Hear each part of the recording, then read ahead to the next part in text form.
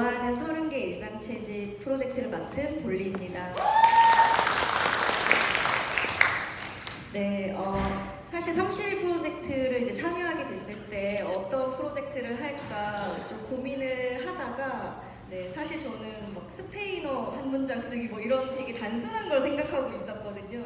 그러다가 이제 일상체집을 만났는데 너무 하길 잘했다는 생각이 들면서 발표를 시작하도록 하겠습니다. 내가 좋아하는 일상 채집은 우리가 평소에 살고 있는 일상 속에서 가끔 이거 참 좋다라고 느끼는 순간을 글과 사진으로 한번 남겨보면 어떨까라는 생각에서 시작했거든요. 이제 일상이다 보니까 그때 기억해두거나 기록해두지 않으면 잊혀지기 때문에 그 순간이 내가 좋았는지를 잘 기억을 못하시더라고요. 그래서 이런 순간들을 하루에 하나씩 모아서 30개를 모아보자라는 의미로 시작을 했습니다. 저희는 카카오 오픈 채팅방에서 직접 등록을 하시거나 사진과 글을 아니면 인스타그램이나 블로그에 올리신 다음에 링크를 공유하는 방식으로 인증하도록 그렇게 진행을 했습니다. 저희 프로젝트는 총 20명이 이제 저 포함해서 20명이 참여를 했는데요. 김디디님부터 이제 헬리님까지는 이제 참석자 분이시고요. 그다음에 재단에서도 또 참여를 해주셨어요. 하트님하고 문개구르님. 그래서 제가 그분들이 왜 여기에 참여하게 됐는지를 이제 간단하게 이렇게 좀 정리를 해봤는데요. 다들 이제 하루하루 지치고 반복되는 일상에 뭔가 새로운 일상 채집이라는 단어의 매력에 끌려서 참여하게 되는 경우도 있고, 또 연말이다 보니까 한 해를 좀 돌아보고 싶은 마음에 참여하시게 되는 분도 있더라고요. 저는 비워뒀죠. 제가 뒤쪽에서 좀 설명을 드리려고 하는데, 제가 이 프로젝트를 시작하게 된 것은 바로 이 책 한 권 때문이었습니다. 이 책은 좋아하는 걸 좋아하는 게 취미라는 되게 재밌는 제목의 책인데요. 이 책에 이제 프롤로그에 이런 말이 있어요. 순간을 모아두려는 것은 인생의 사소한 구석까지 들여다보려는 일과 다르지 않았다. 내가 이런 순간에 머무려는 사람이구나. 이렇게 보내는 시간을 좋아하는구나. 알고 나면 앞으로 나를 좀 더 자주 그런 순간으로 데려가고 싶어지기도 했다. 저희는 30일 동안 이런 일상을 채집하지만 이렇게 내가 사진과 글로 남겨두면 앞으로 그 일상이 오더라도 또 내가 참 이 순간 좋아했지를 기억할 수 있도록 해주는 힘이 있다고 저는 느꼈거든요. 그래서 이 프로젝트를 저는 시작하게 된 거고요.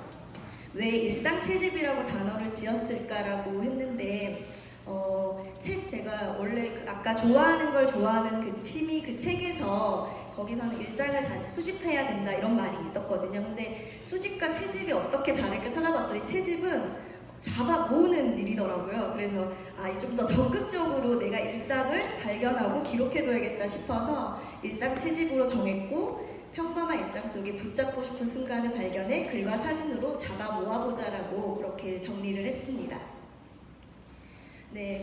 저희 이제 18명의 제가 인증 기록을 남기면서 총 452개의 일상을 저희가 채집을 했는데요. 이제 그 일상 채집하신 분들의 사진은 제가 올리지 말고 일단 제 것만 올려놨습니다.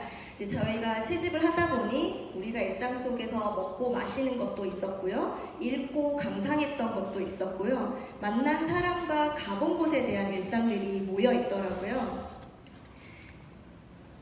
그리고 저희는 30일 동안 3번의 이벤트를 진행했는데요. 첫 번째는 이제 작심삼일 얼리버드 이벤트였습니다. 3일쯤 되면 사실 약간 귀찮아질 시점이거든요. 그래서 제가 4일째 되는 날 아침 가장 먼저 일상 채집을 해주신 분께 기프티콘을 쏘겠습니다라고 했는데, 마침 그날 새벽 마라톤을 가시는 분이 있었어요. 그래가지고 새벽 6시에 인증을 해주셔가지고 하지 레미님께 제가 기프티콘을 싸드렸습니다. 이제 그러다가 또 어떤 이벤트를 하면 좋을까 했는데, 또 11월에는 감사하게도 빼빼로데이가 있어가지고 빼빼로데이까지 좀 유지할 수 있는 이벤트 뭐가 있을까라고 해서 이제 4일째부터 이제 11일까지 일주일 연속 인증하시는 분께는 모든 분께 빼빼로를 제가 드렸거든요.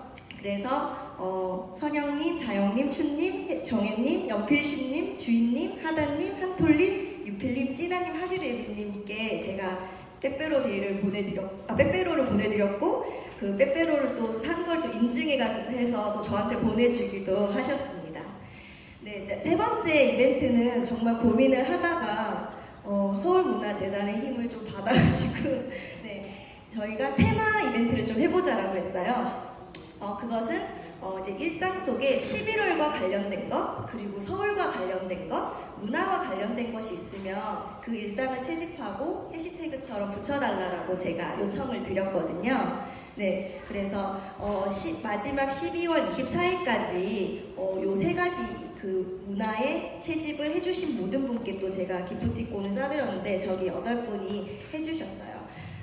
그러면 여기 참석자, 저희 방을 빼고 참석자분들께 질문 하나 드릴게요. 11월로 일상 채집에 들어온 게 뭐가 있을까요? 제가 맞추신 분께는 기프티콘을 하나 드리도록 하겠습니다. 11월이라는 제목으로 네. 일상 채집 어떤 게 됐는지 네네. 저희가 나왔던 것 중에 있으면 네. 선물로 드리겠습니다. 어떤 게 11월이라는 속에서 채집이 됐을까요? 네? 빼빼로? 빼빼로는 없었습니다. 어떻게 네. 단풍놀이? 단풍놀이는 없었습니다. 네. 여러분은 딴 세상에 사시나 봐요. 네. 네. 여성분? 김장. 네? 김장. 김장은 문화 섹션에 있었습니다. 네. 자, 남자분? 수능! 정답입니다. 정답! 네. 나중에 마치고 꼭 제자리로 와주시겠습니다. 네, 그래서 11월 서울 문화는 사실 좀 해보니까 재밌어서 제가 결과를 좀 공유를 드릴게요. 11월 같은 경우는 가을이기도 하고 겨울이기도 한 오묘한 그 사이에 있는 계절이더라고요. 그리고 귤 한 상자를 이제 사놓고 까먹기 시작하는 계절이고요. 그리고 내년도 달력과 다이어리를 사려고 뒤적거리는 달이기도 하죠. 그리고 붕어빵 냄새가 이제 솔솔 올라오는 달이기도 하고요.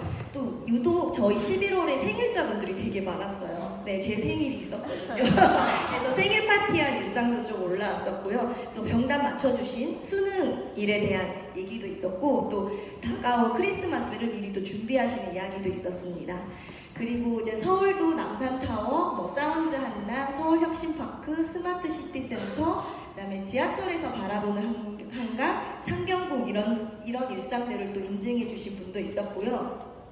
문화는 다양한 콘서트, 책, 영화, 연극을 보고 오셔서 인증을 해주신 분도 있었습니다.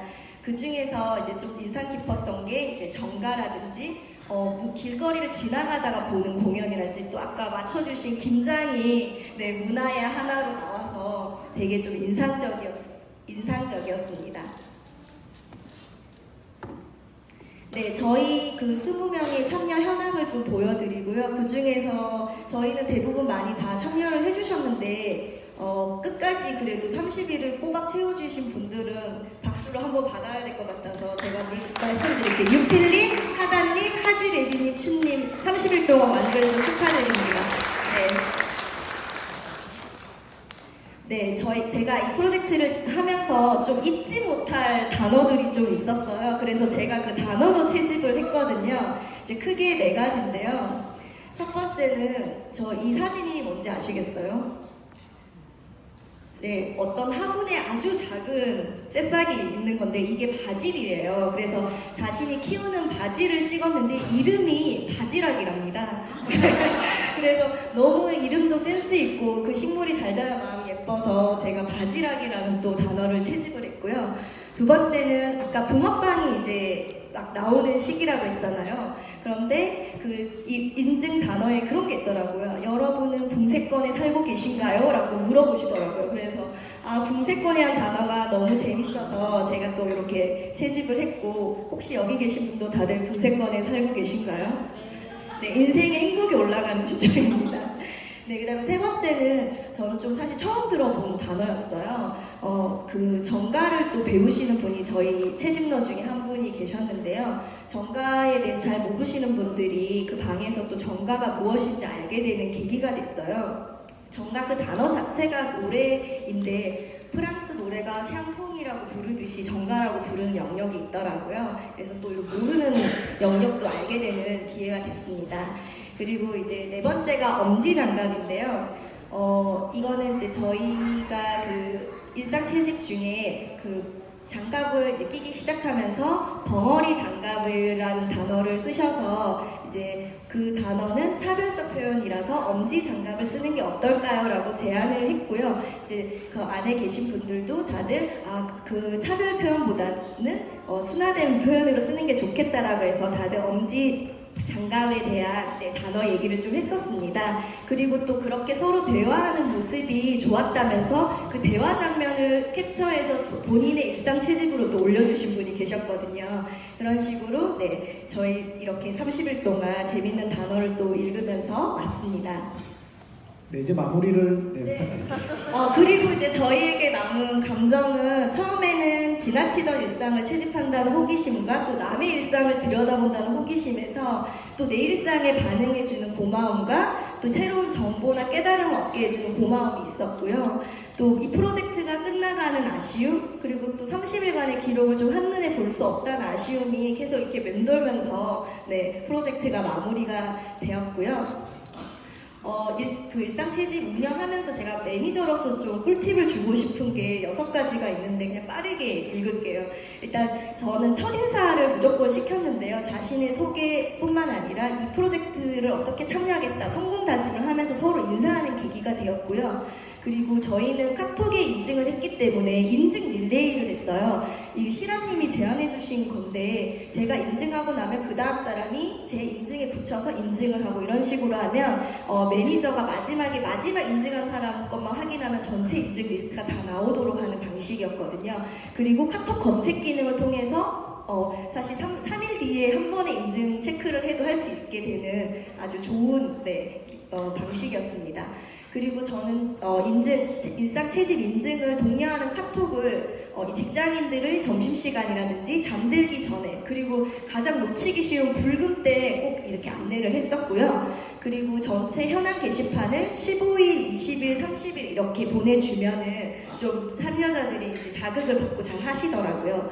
그리고 간헐적 댓글이라고 해서 사람들이 일상을 올려서 그 순간에 매번 매니저가 반응을 하면 이 사람은 반응 보신 줄 알고 지나치는 경우가 있는데 제가 간헐적으로 그 일상에 대해서 반응을 해줬고요. 그리고 이제 이 일상 채집도 이제 사진빨이 잘 받아 좀 반응을 많이 하시는 경우가 많더라고요. 그래서 저는 피크닉이라는 앱을 사용해서 사진을 찍었고 그런 전체적인 30일간의 일상 톤앤 매너를 맞추면서 이제 그 브런치에 올렸던 것이 조회수가 1만 뷰를 가는 그런 부가적인 재미도 좀 얻게 됐습니다. 여러분 일상에는 지금 어떤 순간들이 있으세요? 제가 이 책을 마지막으로 덮으면서 그 에필로그에 나왔던 한 문장을 읽고 발표를 마칠게요. 이런 순간들을 수집하면서 나는 차츰 내가 가진 것을 원할 줄 아는 사람이 되었다.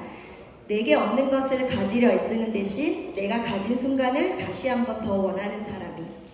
나의 매일에 작은 기쁨들이 숨어 있다는 것, 삶에는 아직 우리가 발견할 구석이 많다는 것, 더 잘 기억하기 위해 더 잘 머무는 일, 지금의 내게는 그것이 잘 사는 일이다. 여러분 2020년에도 우리 잘 사는 한 해 보내봅시다. 감사합니다. 네.